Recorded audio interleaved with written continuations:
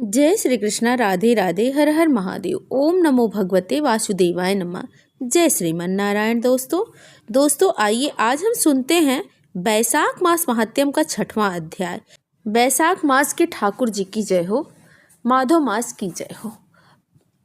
नारद जी कहते हैं कि हम एक ब्राह्मण और छिपकली का इतिहास आज कहते हैं।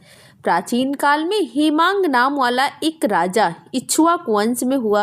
वह ब्राह्मणों का बड़ा भक्त था, किसी भी की निंदा नहीं करता था, शत्रुओं पर विजय पाने वाला और जितेंद्रिय था। उसने इतने यज्ञ किए, कुशाओं से पृथ्वी पर कुशा ही कुशा दिखाई देने लगी। उसने गौभूमि तथा स्वर्ण का दान देकर अनेक ब्राह्मणों को प्रसन्न किया। कोई ऐसा दान नहीं था जो उसने न किया हो, परंतु उसने कभी भी बैसाख मास में जल दान नहीं किया। वह कहता था कि अलभ्य वस्तु दान करने का फल है, जल तो सहज में ही लव है। अतः वह राजा लूले, लंगड़े, अंधे और जीविकाहीन ब्राह्मणों की सेवा किया करता था, किंतु वेद पाठी, तत्वज्ञानी और ब्रह्मवादियों की पूजा नहीं करता था। वह कहता था कि विख्यात ब्राह्मणों की सेवा तो सब लोग करते हैं, अनाथ, अनपढ़, लूले, लंगड़े और दरिद्रियों की दुर्गति होती है और यही दया के पात्र होते हैं।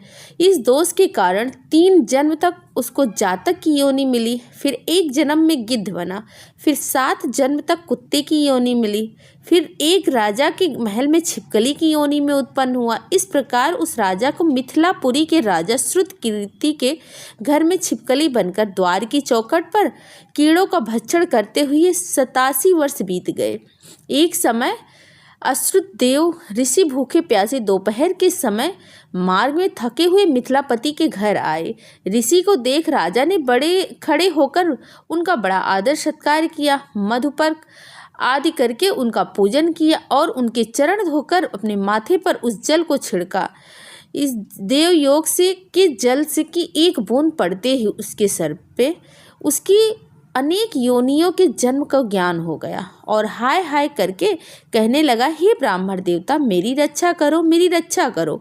छिपकली के ऐसे वचन सुनकर ब्राह्मण को बड़ा आश्चर्य हुआ और कहने लगे कि तू कौन है और क्यों इतना विलाप करता है? तू अपना सब वृतांत कह, मैं अभी तेरा उद्धार करूंगा। ऋषि के ऐसे वचन सुनकर वह छिपकली कहने लगी, हे ब्राह्मण, मैं इक्ष्वाकुल में उत्पन्न हुआ।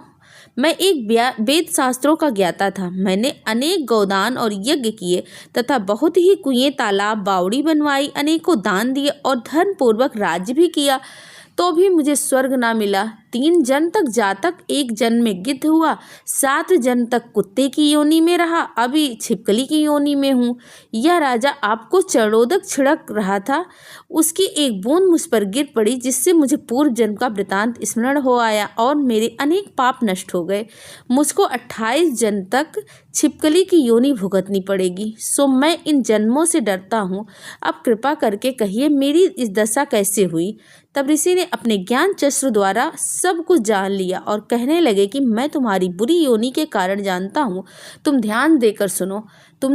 तुमने भगवान के प्यारे बैसाख मास में कभी भी जलदान नहीं किया। तुमने जल सुलभ जान समझ लिया कि यह तो बिना मूल्य ही मिलता है और धूप व मार के प्यासे ब्राह्मणों को जलदान नहीं दिया। महात्माओं का की अवज्ञा इस लोक और परलोक दोनों में दुखदायी है। सज्जनों की पूजा ही धर्म, अर्थ, काम, मोक्ष देने वाली है। इस प्रकार बहुत से कर्तव्य को नहीं देखते। जैसे मंद आदमियों की संगति से कुछ फल नहीं मिलता, वैसे ही तीर्थ और मूर्तियों से भी तत्काल कुछ फल नहीं मिलता, परंतु महात्मा को दर्शन मात्र से ही पवित्र कर देते हैं। तुमने तो न जलदान दिया, न साधुओं की सेवा की, इसी कारण तुम्हारी यह दुर्दशा हुई है। मैंने जो बैसाख में पुण्य किया है वह तेरे को दूंगा, उसी के फल से तेरी शांति होगी। इससे तेरे भूत, भविष्य और वर्तमान तीनों काल के कर्मों से सत्कार दूर हो जाएंगे। यह कह ऋषि ने जल स्पर्श कर 1 दिन के बैसाख का फल उसको दे दिया। जल की छींटे लगते ही सब पापों से मुक्त होकर दिव्य रूप को छिपकली का स्वरूप त्याग कर ऋषि के आगे हाथ जोड़कर परिक्रमा करके नमस्कार कर आज्ञा लेकर स्वर्ग को चला गया और 10,000 वर्षों तक सुंदर भोगों को भोग कर इक्ष्वाकु वंश में प्रभावशाली काकुत्थ नाम से उत्पन्न हुआ और 7 दीप पृथ्वी का राज करने लगा। जय श्रीमन नारायण। ओम नमो भगवते वासुदेवाय नमः। जय श्री कृष्णा। राधे राधे। हर हर महादेव।